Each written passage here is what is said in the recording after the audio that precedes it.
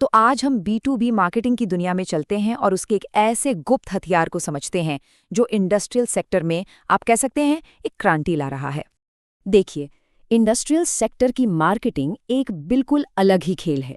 सोच कर देखिए, यहाँ प्रोडक्ट्स बहुत कॉम्प्लेक्स होते हैं और खरीदार वो तो एक्सपर्ट होते हैं जो हर चीज़ की बारीकी से जांच करते हैं।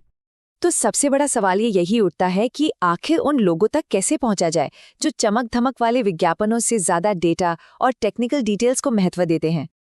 आइए सबसे पहले ये समझते हैं कि आखिर ये पारंपरिक मार्केटिंग से इतनी अलग क्यों है।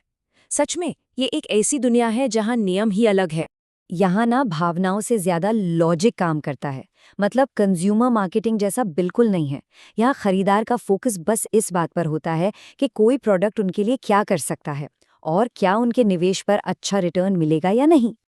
आपके दर्शक, चाहे वो इंजीनियर हों जो एफिशिएंसी बढ़ाना चाहते हैं, या प्रोक्योरमेंट मैनेजर जो लागत कम करना चाहते हैं, या फिर सीनियर अधिकारी जो नियमों का पालन पक्का करना चाहते हैं, ये सभी लोग ठोस समाधानों की तलाश में हैं।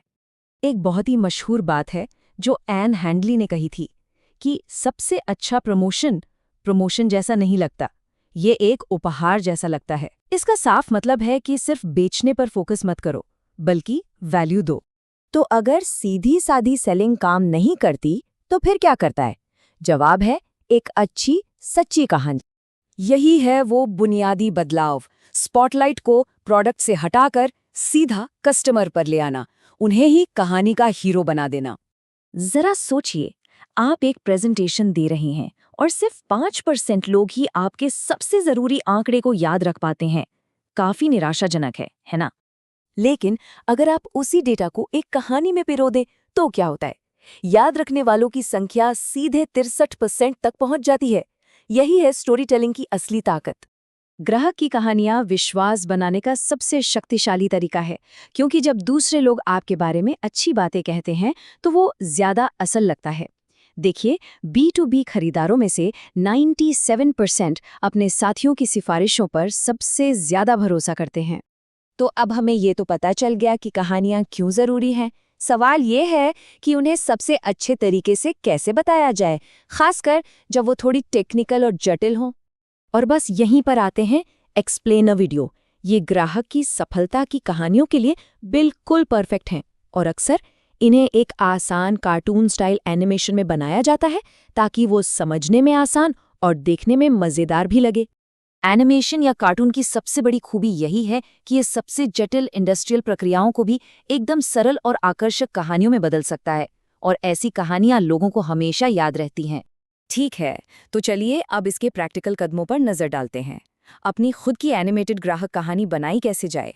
एक सफल कहानी हमेशा एक अच्छी प्लानिंग से शुरू होती है। एक ब्रीफ बनाने से लेकर जिसमें आप अपना लक्ष्य तय करते हैं, एक ऐसी शुरुआत लिखने तक जो लोगों को बांध ले, ये पूरा प्रोसेस ये पक्का करता है कि आपकी कहानी एकदम साफ और असरदार हो।